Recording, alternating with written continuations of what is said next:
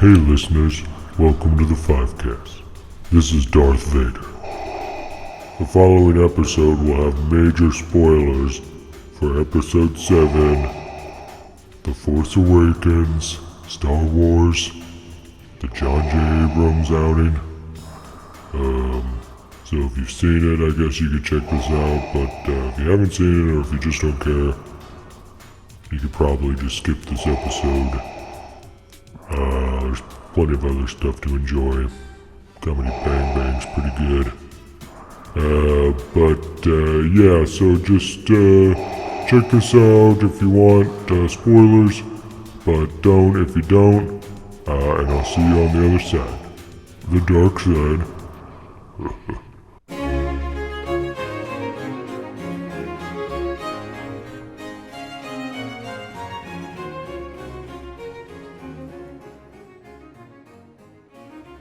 The Fivecast presents intimate discussions about something stupid. Now, here are your hosts, Tyler and Ben.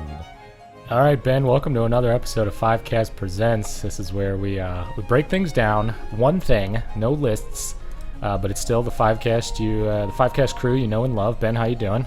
I'm doing well, Tyler. How are you? Good. Welcome back from the holidays. I'm sure Yes. you have some withdrawals, as I.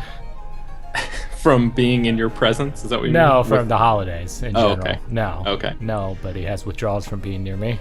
Yes. Well, it was good seeing you over the break, sir. Yeah, We did get It was to great. hang out a little bit. So Yeah, combined I'm sure that 35 minutes, maybe.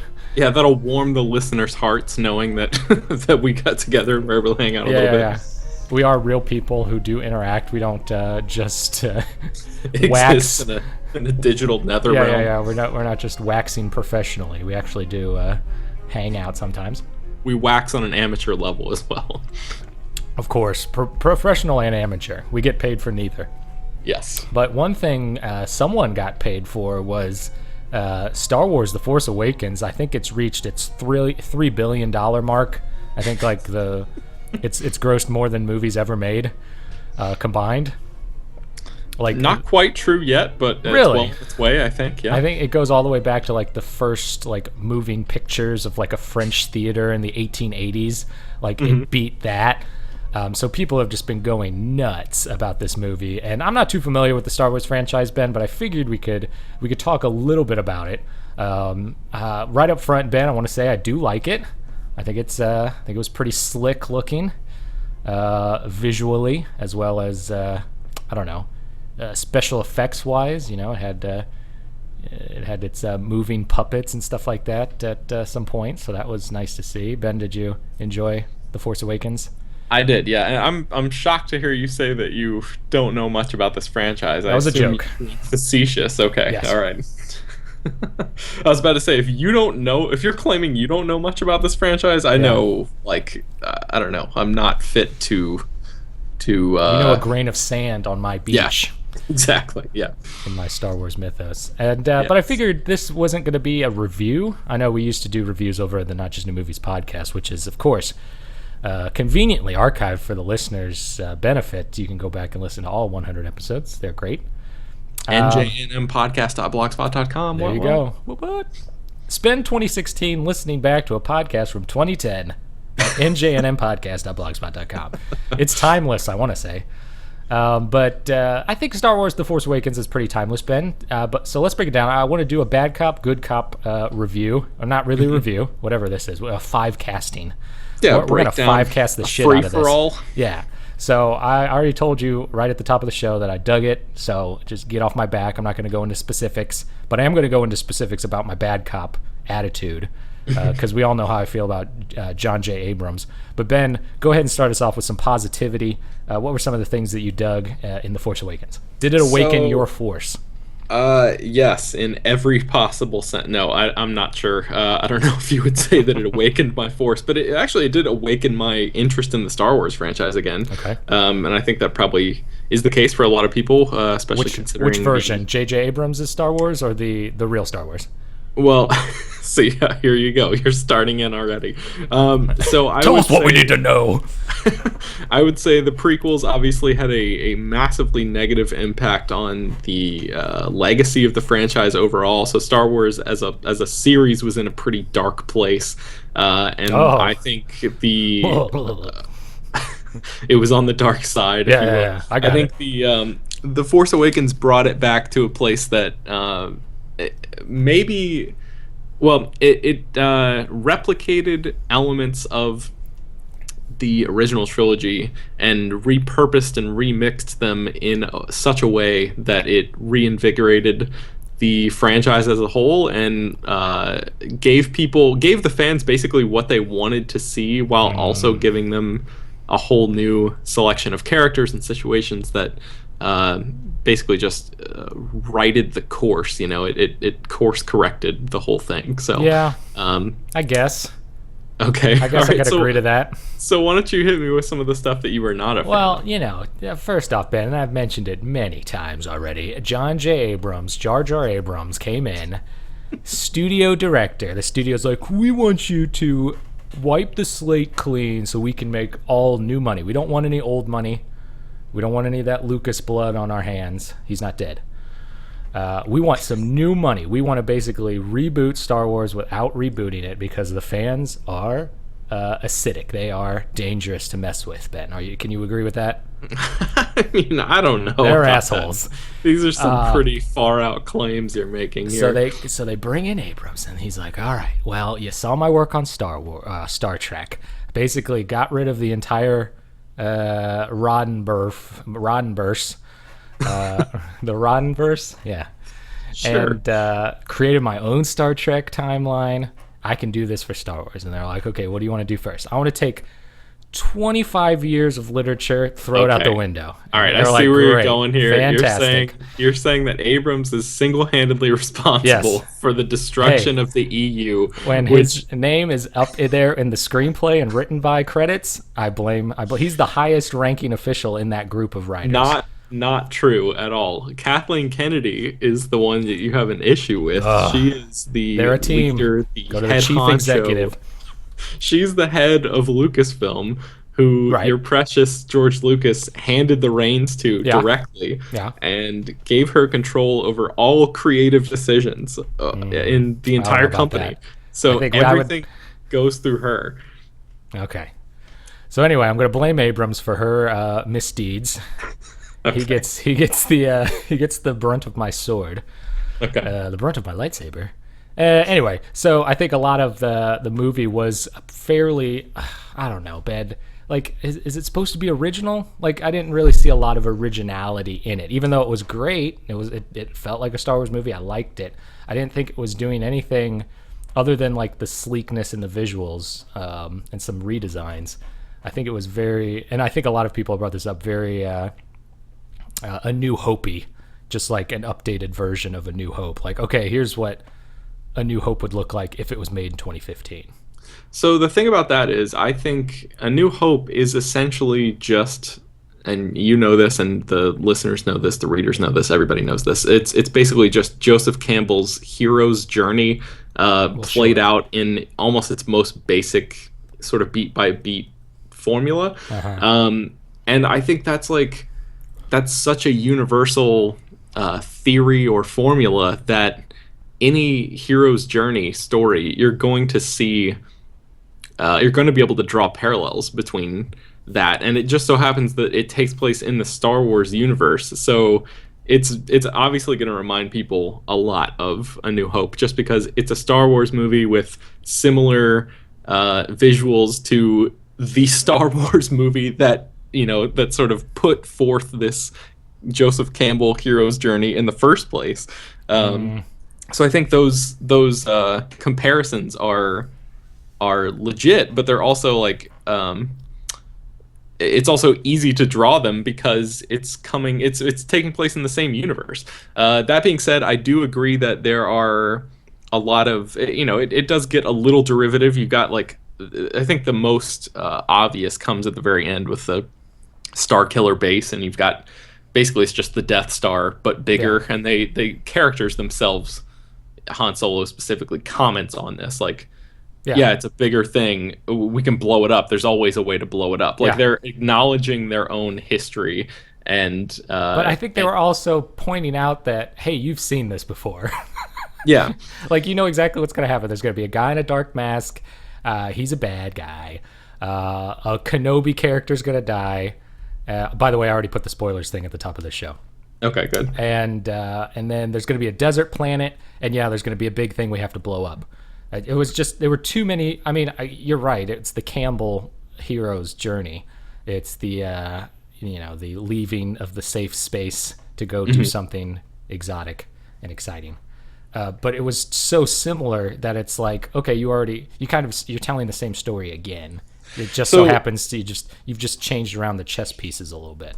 So the thing about that is, I think that there are elements that are similar, but if you really break it down and look at it, this is a much different movie because of the characters themselves. So you've got a female lead, which is a first for a Star Wars movie. Rey is played by Daisy Ridley, which I thought she was great. What did you think about her? Yeah, I liked her. Oh no, don't get me wrong, I love the characters. Yeah, so everybody except Kylo Ren, okay, who I'm not supposed to like anyway. But I'm not really scared of Kylo Ren because he's the gross goofball from Girls. So you don't even try to like scare me into thinking that Kylo Ren's the new Darth Vader. But I do appreciate that they tried to replicate Vader, but it just didn't work for me. Well, it's interesting with Kylo Ren because I was going to get into this a little bit later, but we might as well now since you just brought him up. He strikes me very much as Abrams tackling fan culture through this character of Kylo Ren, because he is basically a Darth Vader fanboy. I feel like Kylo Ren is the stand-in for fandom, the frothing fandom that you mentioned in the beginning, the quote unquote dangerous fandom. Yeah. These guys who have grown up with, and girls too, who have grown up with these movies and are so opinionated and so clued in to every aspect of Star Wars, all throughout the years, and who have I don't know what you would want to how you want to call it, but basically they have very strong opinions about the franchise, right? So Kylo Ren is this fanboy who has very strong opinions, who loves Darth Vader, who idolizes him, who wants to finish what he started, who wants to sort of complete and go back to that level of what Darth Vader was trying to do. And I feel like that's Abrams and Lawrence Kasdan, who co-wrote the movie.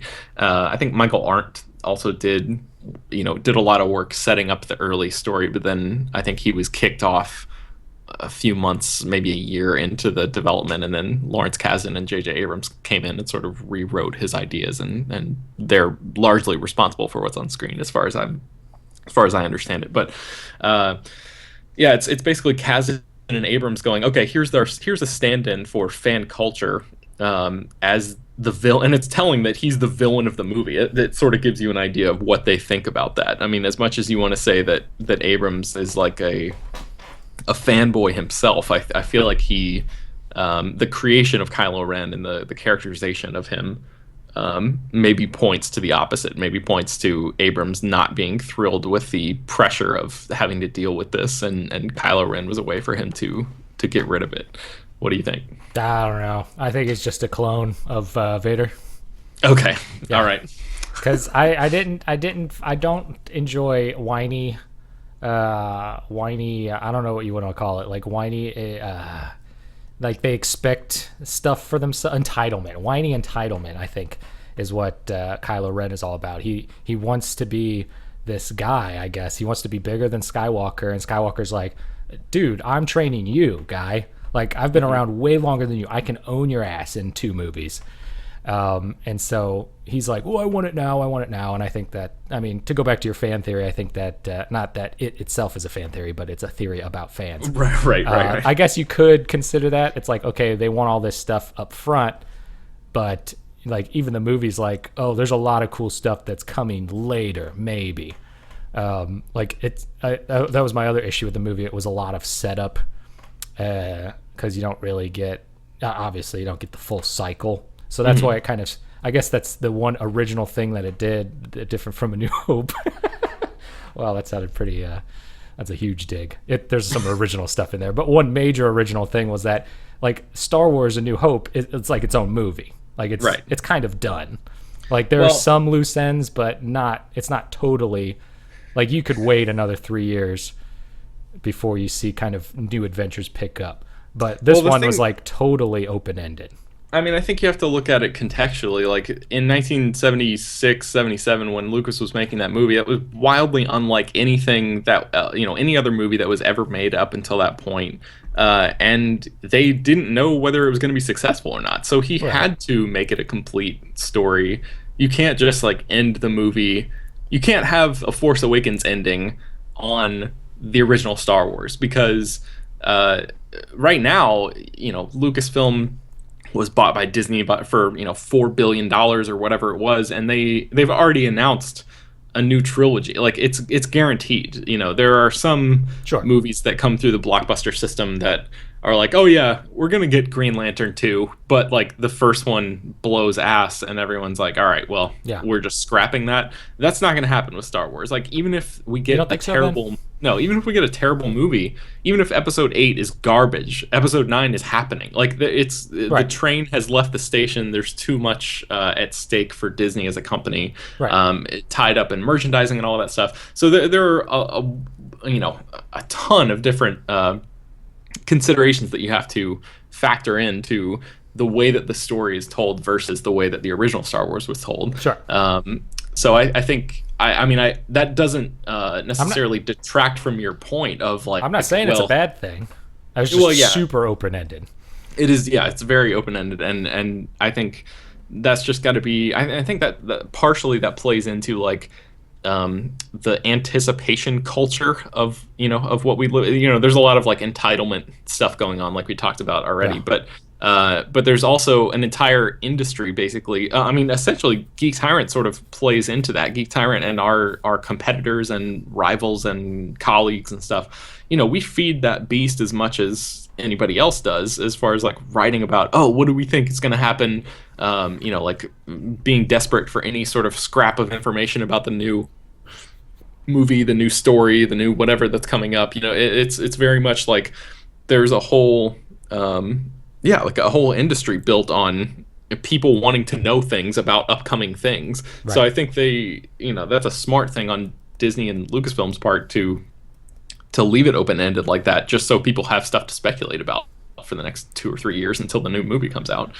But to leave it so open-ended means you have to, like, to focus on the bigger story. That means you leave out a lot of info that could have been in the movie about these smaller stories, like Finn was a pretty cool character. Like, we could have expanded on him a little more in the first movie. Rey could have, I know they're waiting to reveal Rey bit by bit, because I know who that's going to be. Do you? Who do you think she's going to be? If you're going to pick and choose from the books anyway, they might as well make her the twin of Kylo Ren. Because already from the books, Han Solo and Leia have twins, Jason and Jaina, and they are trained by Luke Skywalker at the Jedi Academy, obviously, on Yavin 4, obviously. And Jason Solo, the son, turns to the dark side. He becomes a Sith Lord, which we already see in Force Awakens, but it's an original idea because the books don't exist anymore. So I'm just thinking that it's probably going to be, Rey is going to be Ben Solo's twin sister. Well, yes. Correct. So, that's interesting. So I didn't also, really know why is his name Ben? Because he's named after Obi-Wan. Oh, I know, but why is Solo and Leia naming their kid after a guy who they hardly really knew? Han didn't even like Ben Kenobi. In the books, Luke names his son Ben, which makes much more sense, because Ben Kenobi was like the wizard to Luke's Arthur character. So that would make more sense. But for Han and Leia to be like, oh, what should we name our firstborn kid? It's like, how about that guy that we knew for 5 minutes? Oh, yeah, Ben Kenobi, sure. I feel like, and you can probably correct me if I'm wrong on this, but I feel like Leia had a pre-existing relationship with Ben Kenobi from the, before A New Hope. help me, Obi-Wan Kenobi, you're my only hope. Yeah, but Scenario. because he fought with her father in the Clone Wars. Yeah, but I feel like she had a I don't know. I guess that remains to be seen, Yeah. or that's like it takes place in some off-screen story version of the story. But I feel Maybe, like there's maybe Ben Kenobi's ghost was haunting them until they named their child after him. okay. Yeah, I'm not let's gonna go with that. leave your space station until you name him Ben. I like it. All right. Or maybe because I thought about that too. Maybe they asked Luke to name him, and he's like, "All right, Ben," and they're like, "I guess we got to go with that." Okay. It would have made more sense to call the kid Lando or Bail, which was Leia's father's name. Okay. They could have named him Jabba, because I think Han had a better relationship with Jabba than he did with Obi-Wan Kenobi. Okay. All right. But that's just me. I'll That's just me. concede that point to you. So my thing is, I've never read any of the extended universe You should. novels. They're really good. So I didn't know anything about this. What was it? Jason and who? Jason Solo and Jaina Solo. And then they had a Jaina. third kid named Anakin, which also would have made more sense because that's Leia's biological father. Right. Okay. So Bail I think- Organa was just her adopted father. So, from my understanding is that Abrams and Kazan are aware of the EU stuff, but they felt like they didn't want to be beholden to it, and that's all part of the big reason that Kathleen Kennedy decided to throw it out, was because they didn't want to have to conform to, because it's like you said, it's like 25 years of It's extra unfair to material. those authors that came up with the ideas, and now they go, "Oh, this doesn't count anymore, but we're going to pick and choose your ideas." It's like they were writing in like a pool of ideas, and now they can grab it and be like, "Oh yeah, look how great that was." They had 25 years where it counted and they got paid just the same. I'm not like shedding a tear for those writers. I feel like they're You're probably not shedding a tear for R.A. Salvatore? No. What about Terry Brooks? Good old RA. No. So That's a real guy. The thing about this is I think they're aware of the EU, did not want to be beholden to all of the constriction, story constrictions or whatever that they would have to be. So it's interesting that they essentially lifted that Jason Solo storyline for Kylo Ren. But I think that points to what won't happen in episode 8 and beyond with Rey. I don't think she'll be revealed as the twin simply because it was in the EU. I feel like as a way to distance themselves from that, they will come up with some other lineage for her. I think I've seen the movie twice. Both times it seems to me like Rey may be Luke Skywalker's daughter. Because that's what a lot of people think it is, but then that's why I don't think it's going to be, because it's too easy. Right, it's too indicative that it can't be true. Well, it's impossible. But I think it doesn't make sense that she is Han and Leia's daughter because because they have that moment. She has that moment with Leia at the end where after Han dies, she hugs her. And I don't even think they really say much. Leia says, like, "May the Force be with you," and I think that's essentially it. Yeah. But maybe they don't know that it's her because she's grown up now. Because there was the flashback where she's left on the planet as a kid. Right, but I feel like Leia, the mother, would know her own daughter, don't you think? Especially with both Darth of them. Vader would know his kids too, even though he knew they weren't born. But he didn't know they were born. There we go. But with both of them, Luke. Darth Vader did know that Luke was his son. By last name alone. Yeah, but he could sense it. They're both Force sensitive. Sure. And Rey obviously is, and Leia is as well. Sure. So I feel Although like JJ claims that's not continuity anymore. Didn't he say that Princess Leia isn't Force sensitive? No, she totally is. Okay, well, of course she is, but I didn't know what direction Abrams was going to take it. He's like, no, she's not Force sensitive anymore. No, I think he said that she was. I think that's how they wrote this movie. Also, you could consider that Ben Solo, which is what I'm going to call him from now on, because Kylo Ren when he takes the mask off. Oh man, I really like the guy in the mask. I wish he would have never taken the mask off. I know he needs credit in the movie, but they should have kept that mask on until the very, very end when he approaches his father. But when he takes it off for her, that's like, well, that's the scariest part is your mask. Why would you try to scare her with your real face? She knows you're from Girls. She knows you're the weird guy from Girls. he was trying to prove to her that he wasn't some monster okay. underneath in that scene. Also, let's consider that, let's say he turns to the dark side when Rey is very, very little. And so to protect her, the Solos dump her on Jakku and then bail, which a la A New Hope or a la Revenge of the Sith. They bail Organa. And to protect her, and now they're like, oh, we didn't know. We didn't know. It was you. We were going to go back there someday. But then she wasn't really left in the care of anybody. So that would be a little, irresponsible of the Solos. And I feel like they would have. I feel like we got insight into what Han and Leia talked about when nobody else was around when they reunited for the first time on was it Maz Kanata's planet, like outside that. I have no idea. The desert of her, or not desert, but the ruin of her cantina, the new cantina. Right. And I feel like one of the first things Han would say is like, "Holy shit, I found our daughter." Like. But he doesn't know that it's. Like, what if they don't know what she looks like when she's old? Let's say 15 years have gone by. Let's say. I guess, but I feel like if he... Maybe 10 years. He knows how old she is, right? So I feel like if you're in that part of the galaxy and you stumble across a girl who is by herself from Jakku, right? You're probably like, I wonder if this is her. Like, there's there's nothing in the movie that leads me to believe that she is the daughter of Han and Leia. Oh, like, there's hold nothing... on. Here's a new theory that I just thought up. They give Rey to Luke, and I go, get rid of her. Don't tell us where she is. Luke takes her to Jakku, drops her off. He could have taken her to Tatooine, but he's like, no, I'm going to pick another desert planet. Goes to Jakku, and then disappears for 10 years, let's say. So he knows who she is. I like that. But the that Solos don't know where she is or where she was. I like that a lot better. And I've seen some speculation that maybe then he bones her. Wait, okay, they're related by blood. No, that maybe she trained as one of the up and coming Jedi for Luke. When she was really young, like right before Kylo Ren killed all of the Jedi Academy members or whatever. Ones.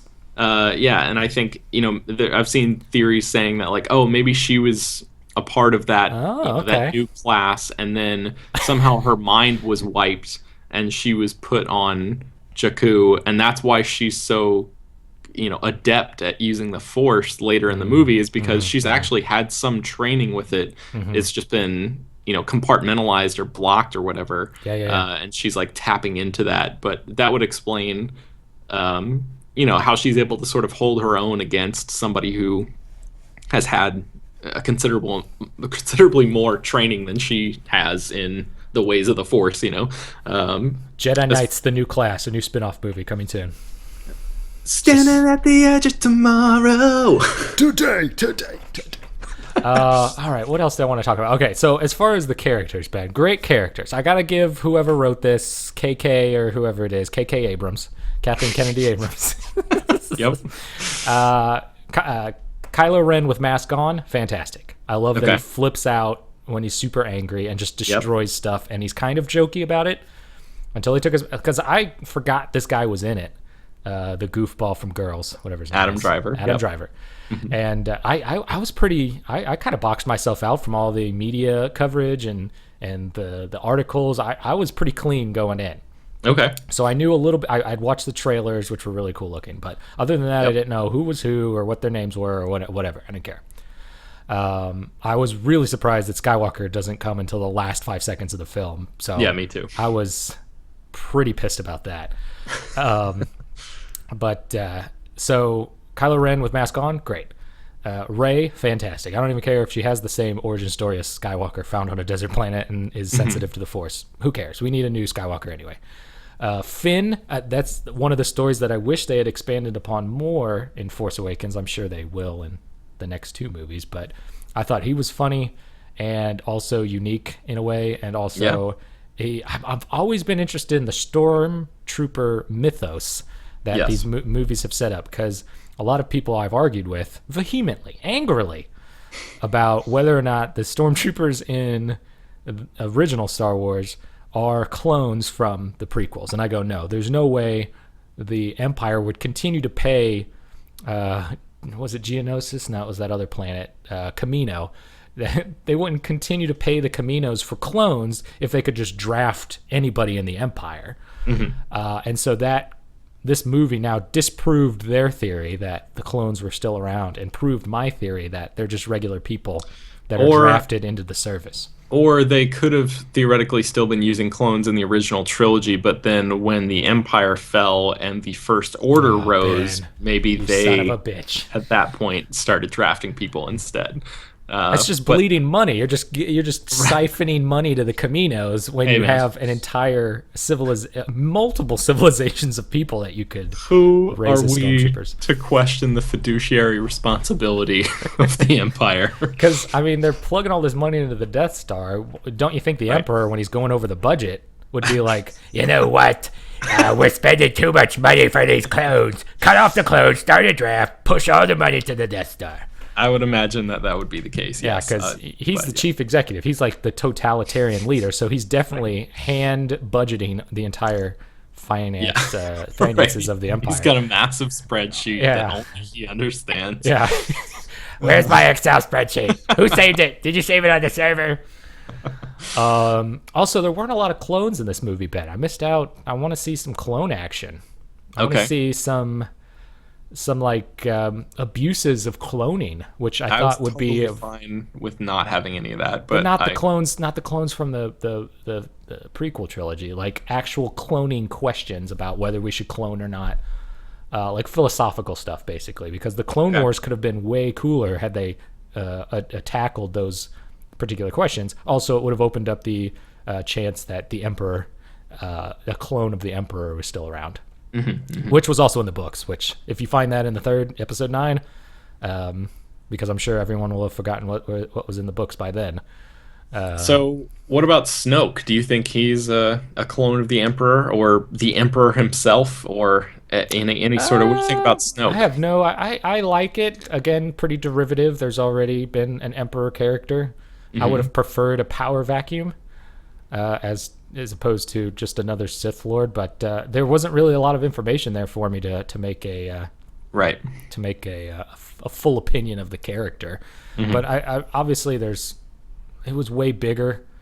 There's something bigger going on, so yeah, I can't really comment on that yet because I don't know exactly where to even start to theorize about what's going on in the rest of the galaxy.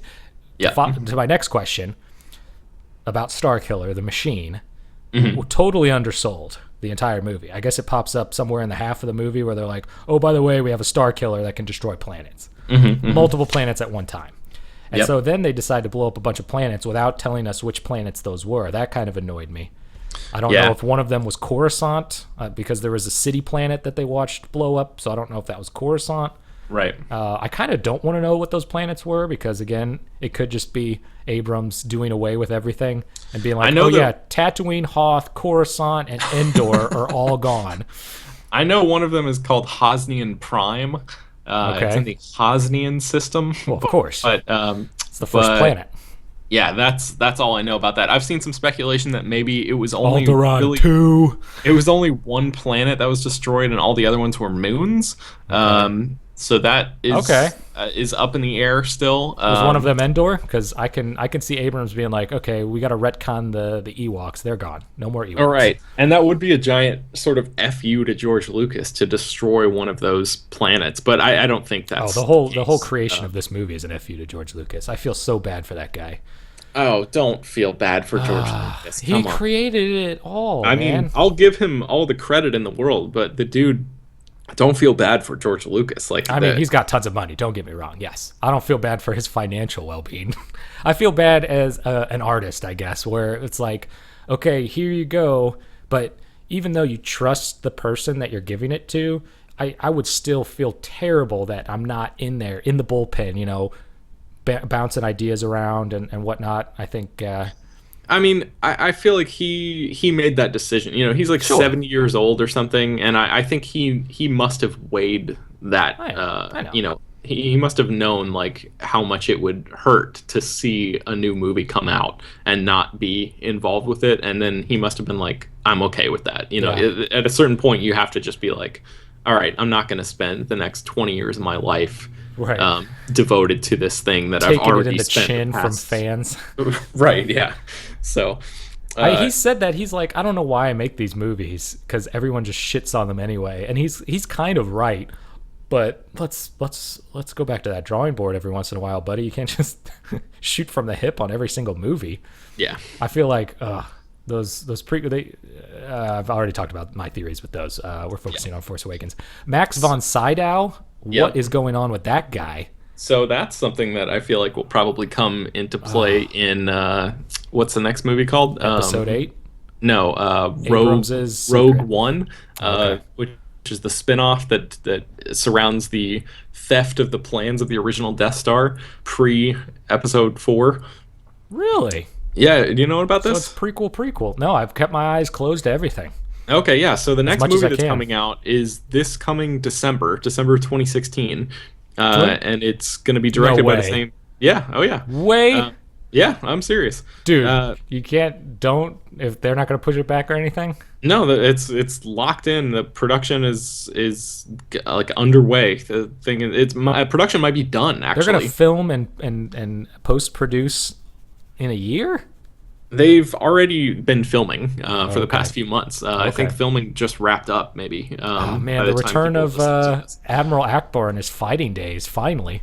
Yeah, so I think there are like a bunch of different characters and stuff that are going to be in this one. It's basically about a bunch of space pirates who steal the plans to the Death Star and then give those plans to Leia, who then puts them in R2-D2 and starts the action of A New Hope. So which that's is what that should have totally happened in Episode 3. And I think that might be Max von Sydow's character might be one of those fighters, like a younger, like a young fighter or something. Because they made some comment about like how he was a trusted ally of Leia's or of the Resistance or something. And we know almost nothing about this guy. So yeah, maybe that'll be filled in one of those spin-off movies as a way to sort of connect the, more connective tissue. But now are they going to return to those Ewok made-for-TV movies and see what that little girl's been up to for the last 30 years? I really hope not. Those are pretty good. So if only for a weird look into what was going on in the 80s with Star Wars. Before it was untouchable. Yeah, I just listened to a How Did This Get Made episode about the Christmas special. It's pretty interesting. Oh yeah. Oh, that's even weirder. Although it's people rag on it, but I get a good feeling from that. Like the feeling that I got from watching the original movies when I see clips from the Christmas special, I'm like, yeah, this kind of fits right in with this expansive world and like little things going on in the world that are weird, sure. I don't know. I get kind of a strange, like, positive feeling from the Christmas special as opposed to a negative one. Okay. Also, it's Han Solo and Princess Leia and Luke Skywalker played by the actors in a not Star Wars movie. Yeah. Really weird. So, speaking of Han Solo, what did you think about Harrison Ford in Force Awakens? I thought it was fantastic. Did I openly weep in the theater, Ben? Yes, I did. Okay, all right. I was wondering. That was it was a. I didn't get mad at Abrams because I was like, okay, I knew that was gonna happen. Like that was, I kind of predicted. I didn't tell anybody. Well, I did tell somebody, but I didn't tell you. I don't think it's not on record, basically, that I thought that Solo was gonna die. But man, it really even going in predicting it, it still happened, and I was like, man, that's insane. It really tore me up. Yeah. I mean, even knowing but in a good way, knowing beforehand, it's still the moment. I didn't know. I was just predicting. No, I mean like watching it a second time. Oh yeah. Going back, like the moment still plays really well. It's really effectively done. I think if anything, if there's a person to blame for this, it's Harrison Ford, because I'm sure that. That he hates Han Solo. He had a lot of problems with Return of the Jedi because he thought that the better story would be for Han Solo to die in that movie than to have an Ewok dance party or whatever. So and he was really pissed off at George Lucas for keeping him alive just to sell more toys and stuff. So yeah, for a long time, like years and years and years since then, he's been like almost like offensively angry at the Star Wars franchise because of that. So it makes a lot of sense to me that he would, have a conversation with Lawrence Kasdan and J.J. Abrams and be like, all right, I'll come back in this movie if you guys kill me off and do what I've been wanting to do with this character for years and years. So you think Harrison Ford got rid of the EU because he was like, I should have died in Return of the Jedi, erase everything that I've been in literaturely since then, and kill me off in this new movie. And bring back my family. I I wouldn't ascribe that much power to one actor, but I do think that it's Harrison Ford guy. It sort of plays into that a little bit and benefits that in the long run. But I mean, it was definitely needed. It needed something like that needed to happen. Although the way it happened was a little off because we have no idea of the emotional relationship between Han Solo and Ben Solo. And so I thought, they haven't seen each other in years, and we know that there's a conflicted. We know that Ben Solo was conflicted. He was sitting there like, because he was talking to the Darth Vader helmet and saying, I'm being tempted back to the light. I think it was all a ploy. For who? Because there's no one the Darth Vader helmet. That's the thing is, like, if there was anybody else in the room, I think you could say, this could be, theoretically this could be him just like playing a part or something. Yeah. But if it's just him by himself, I feel like that's a good insight into that character's true feelings in that moment. Do you think Emperor Palpatine came back as a ghost and possessed the burnt out Darth Vader helmet, posing as Darth Vader to this young boy?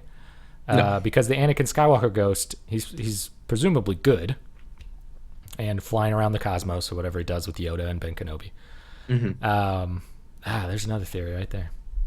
Anyway, I just didn't know, because I would have preferred to see that scene happen after we'd seen the struggle of Ben Solo, considering, because that was the whole problem with Anakin's fall, was that we did not really see a long-term struggle between the light side and the dark side. Mm-hmm. Like, it was just kind of like, okay, I'm just going to kill a bunch of kids because the Palpatine told me to. Right. It was kind of the same thing here, where it was like, okay, he's bad up front, but we haven't really seen him struggle, and we definitely haven't seen him struggle with his dad.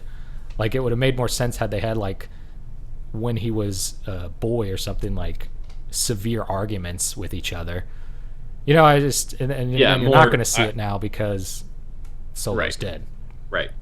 You know what I mean? Like, it was emotional for me because it's Han Solo the character, and I know Han Solo, or whatever the character is. Yeah. But as far as the relationship between them, I didn't really think was fleshed out too much because we haven't seen anything like that. We haven't seen a relationship.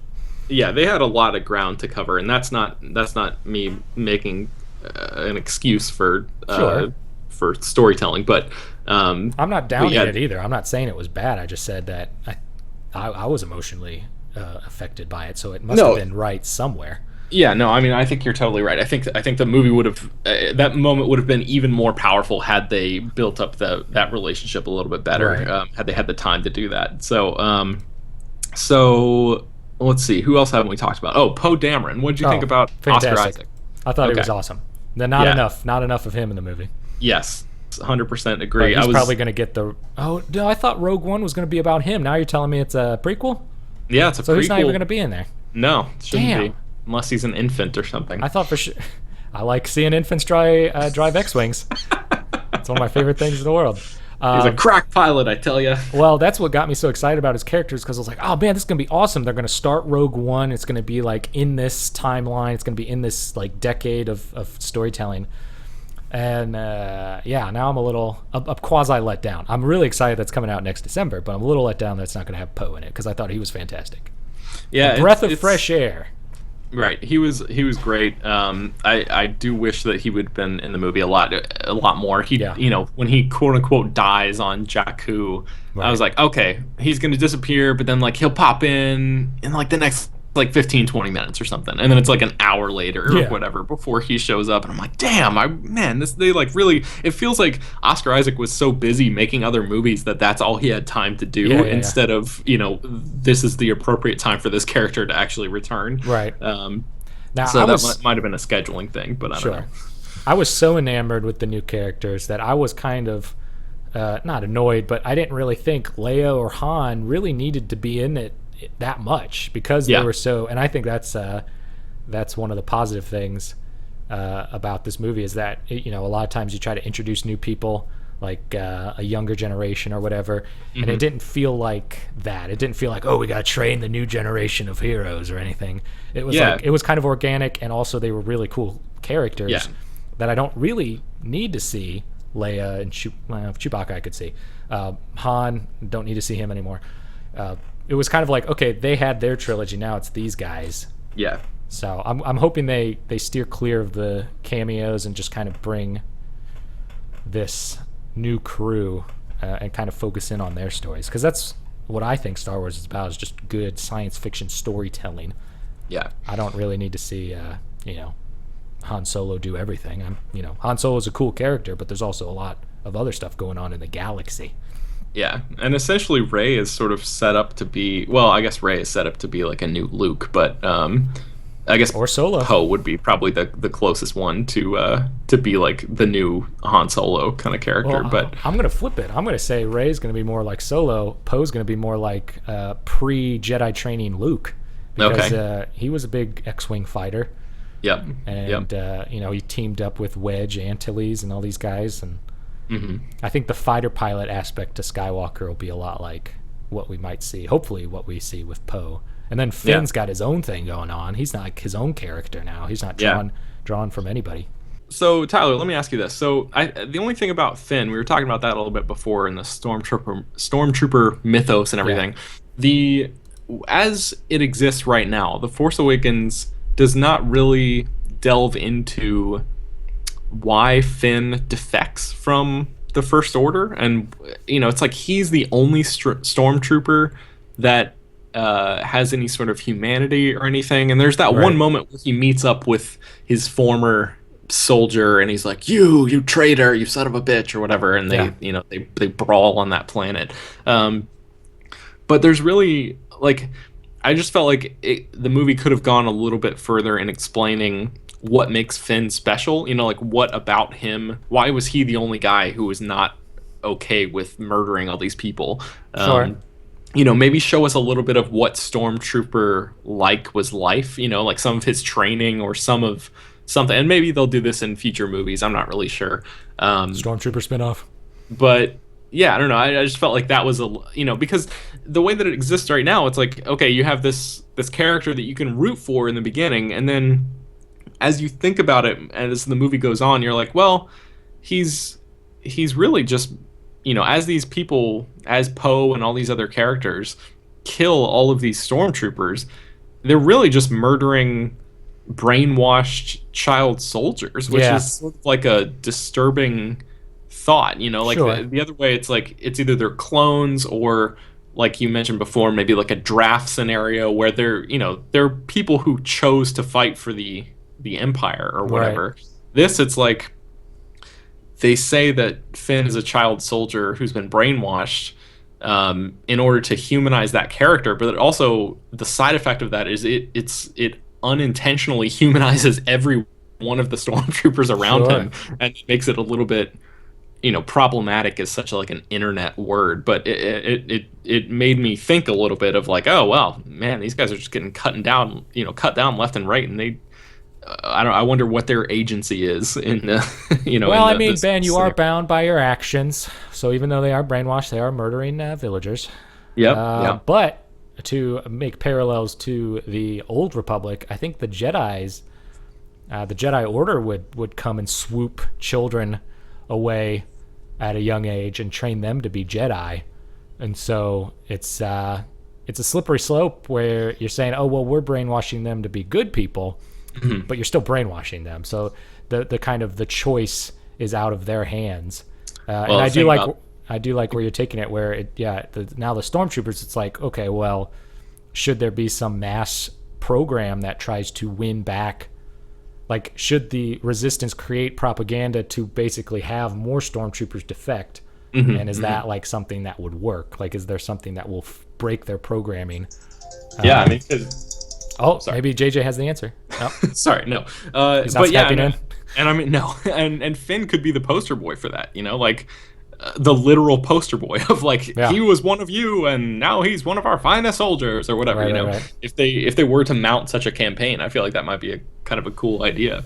But I don't really know exactly how stormtroopers come to be. My theory had always been that it was a draft, that people are like, just like in the military where you go, oh, well, I'm going to go fight for my country. Instead, it's an empire. Or like your Roman soldiers or whatever. They just kind of, they're fed certain information, and then everything else is just kind of like, you know, do they really know what's going on in the bigger scheme of things? Are they even aware that the Emperor is a dark Sith Lord and blah blah blah? They're probably only told like, okay, we'll give you X amount of credits to guard the Death Star, and they're like, okay, it's a living. And so I mean, it could be somewhat similar. I mean, the fact that he was taken as a child seems a little more serious than, you know, just drafting straight up adults. Right. So there probably is some like long-term brainwashing going on, and I think it would make a good kind of storyline, like an underlying C story or whatever you want to call it. Yeah, and we'll have to see if they go back and talk about how Luke chose the potential up-and-coming Jedis, if he did the same thing, you know, because like, you know, as we've already established, the EU and those stories you're referencing are no longer canonical. So well, no, they did do it. It is in episode 1 or 2 where they do refer to taking Jedi children, like taking Force-sensitive children into the Jedi Order at an early age. That's why they always had a problem with Anakin at 10. Yeah, because he was a little too old. Yeah. And Luke was way too old, according to Yoda. Yes. Well, speaking of Luke, let's wrap up with that, shall we? So, what do you think about? I know you mentioned that you thought that you were pissed off because he only showed up in the very end. But what? If you're gonna flash these pictures of him as with a beard and in Jedi garb, and then him being 5 seconds of the movie, I think, it's just bizarre. It makes me, because I read something somewhere where it was like, people were asking questions of Abrams, and he goes, well, you know, most of the movies follow the Skywalker line, but I won't say any more than that. So I was assuming that, okay, well, Skywalker's going to be around, at least in a minimal role, because he does have his side gig as the trickster in the new Flash TV series on CW. Every Tuesday, or on Hulu. Check it out. But, the trailer featured him, but it turns out that was a dream sequence, or a hallucination of some sort. Or a flashback or something. I mean, we really don't know what he's been doing. We know that he was training Ben Solo at some point. He may have been training others, but we're assuming that all of those trainees are now dead except for Kylo Ren. Or because they talked about also in the flashback / dream sequence, there was like an army behind Ren. Some sort. The Knights of Ren, I believe, is what they're referred to.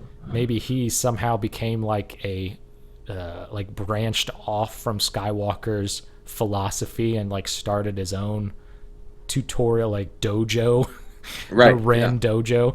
And so maybe instead of he killed all the ones that wanted to follow Skywalker and just brought in everyone else. Where are those guys? Yeah, I don't know. They were not in this movie. But they definitely weren't. So maybe there's all this like 10-year battle that we haven't seen.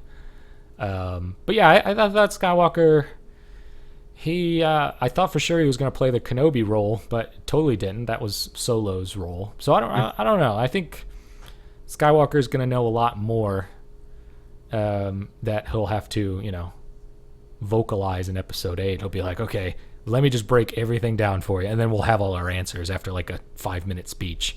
Yeah. Kylo Ren betrayed and murdered your father. Well, yeah, I think Han Solo. The idea of your name's Jaina Solo, which is totally not from the books. Wink. The idea of Rey being Luke's daughter, I think, makes for a more interesting episode 8 than her being Han and Leia's daughter because she has to learn the ways of the Force from him, right? Like that's basically what Sure. the end of 7 is setting up. Is her handing him his lightsaber, his dad's lightsaber. I got another question about that in a second. And then so she is now, using the Force. The Force has awakened, and In her or in the galaxy? In her for Okay. sure, and probably in the galaxy as well. I don't Okay. know. I'm sure Luke Pretty can sense blanket that. blanket title. You can really apply it to anything. And so there's drama there, right? Of like she has to learn, she has to improve and become a Jedi or whatever, an official Jedi, not just like an amateur hour Jedi like she has been in The Force Awakens. So she has to train and hone her skills, but she has to do so from a father who abandoned her, right? Like that. Allegedly. There's some inherent drama in that I feel like could be good storytelling material, if that indeed is what happened. But if So, she's Solo's kid, then Luke is her uncle, and you could still play the paternal card. It's just her uncle. right, I don't know. I just feel like then the battle between her and Kylo Ren would be even more interesting because it would be Luke versus Leia, basically, in the final movie, maybe. I don't know. Because we all know Skywalker's going to get murdered at some point. yeah, He's going to be that's straight up probably true. defeated, Kenobi style. He's gonna die. He's going to be like, if you strike me down, I'll become more powerful. Wait, haven't I heard this before? Who wrote this script? So To go back to the lightsaber, so Yes. you're telling me that tiny little dwarf lady from that planet went Yes, into the Maz core of Cloud City, where I'm presuming is just more clouds, but the gravitational pull is so great that it's just kind of a sphere of clouds. So that lady went into the core of Cloud City, or Bespin, excuse me.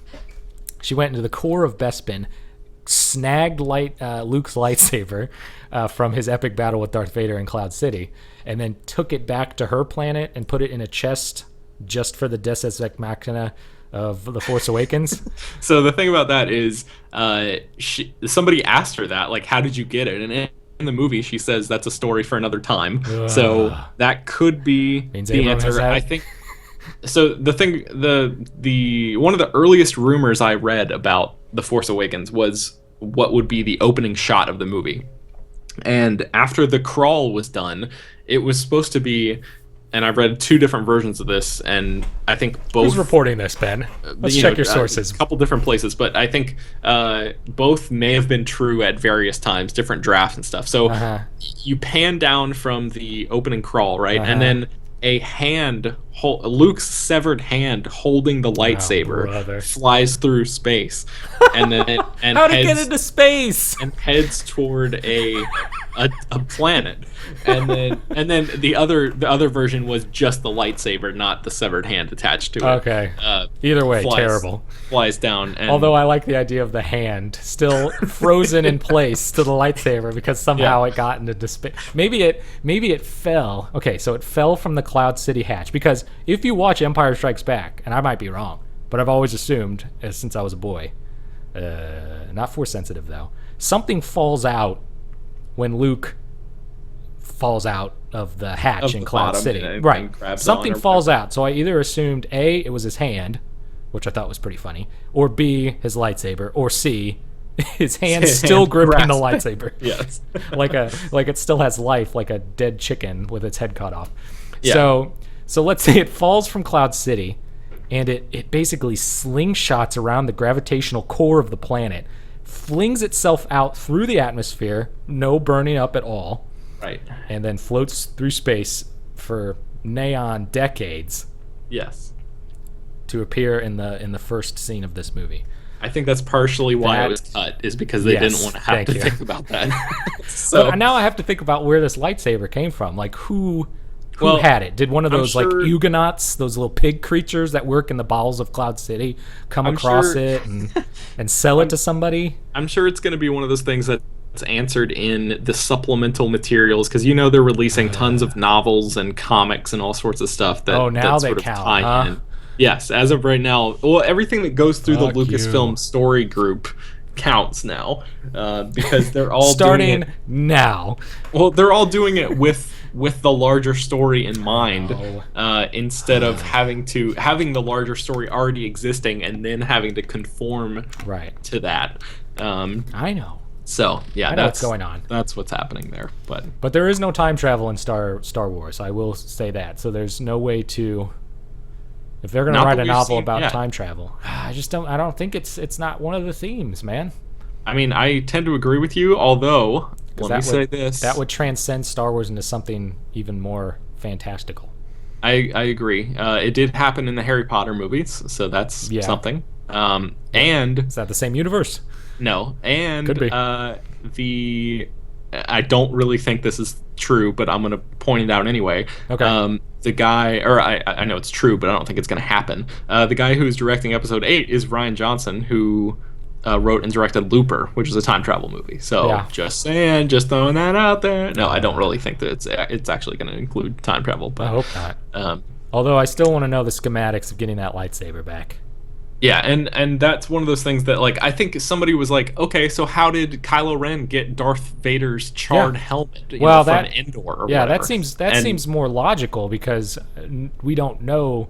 Like the helmet can rest in the forest, burnt to a crisp for a long period of time, Yeah. while so, while think- Bespin, a planet of clouds. yeah, There's no land for the lightsaber to land on. right. Yeah, and I think you're right. There's some definite questions that have to be answered there, but I think the Darth Vader helmet thing actually was answered in supplemental material already, where Okay. do you remember in the cantina scene of The Force Awakens where Do I? that one girl who has like crazy eyebrows and like wicked fingernails calls in and tells the First Order that BB-8 is there. Yeah. She is like some sort of bounty hunter or something, and in the supplemental materials, I don't know whether it's a book or whatever, but I read somewhere that she retrieved Darth Vader's burnt helmet from a stormtrooper who excavated it from the ashes of Endor or something, and she was hired by someone to do that, and that Yeah. someone was presumably Kylo Ren, because Okay. that's where the helmet ends up. So Well, I thought maybe Luke had it because Luke burns the body of Darth Vader, and he probably took something. I guess he just And- left and it so- there, yeah. and then Well, then couldn't Ben Solo just swipe it from Skywalker? Could he just be like, yeah. "Hey, Uncle, I need to grab my keys. I think I left them in your bedroom." Goes in, steals the Darth Vader mask and the keys. I guess, and, but I think escapes forever. I think that's like operating under the assumption that Luke definitely had it at one point, and I think the canonical response is that he never took it after the funeral. Okay, But man. all right, I well, hope there's some ghost action in the next couple of Star Wars movies. I need somebody to shed some light on the past, and Yeah, that and can I only wonder- come in the form of a ghost. I wonder if Harrison Ford is going to decide like, hey, I could use another $20 million. Yeah. I'll show up as a ghost. I doubt he's going to do that. I doubt he will too. Also, but, Han Solo's not a Jedi, so he can't do that. It takes training to be the ghost. I guess that's true, but maybe like a guess that's flashback true. to the Kylo Ren early days or something. I don't know. Or maybe, let's see. Do you think Ben Kenobi is so touched by Han and Leia naming their kid after him that he goes into the Well of Souls and brings out Han Solo and says, "You can be a ghost now," and like basically trains, what you've done for me. "Thank you for remembering me. And he's like, "Get off me, old man! I never liked you Actually- anyway." My name's Obi-Wan, just to be clear. People called me Ben because they didn't know what my real name was." So I'd But- appreciate it if you could amend the birth certificate. He just brings them back for that. Here's a pen. I like it. All right, so yeah, I hope you enjoyed this look back at The Force Awakens. Ben, I'm awakened for that next Star Wars movie coming in December, and we'll probably Yep. come back for this. December 2016, and then we don't have much longer to wait for episode 8 after that, because that's going to be coming out in May of 2017. So it's only Let's bring them out in 5 December, months- guys. Come on. 5 months after. So Gives me something to do around Christmas. Well, you can maybe go back and see it again on Christmas if it's still Oh. in the theater near you. Yeah, that's a good idea. But my name's Tyler. I host the Fivecast. We'll have a clip show next week because I'm lazy. I'm really excited about that. Don't be. That's Ben. Yes. And we have the ghost of Ben Kenobi here, and we'll see you next time on the Fivecast. Take 5, people. Take 5.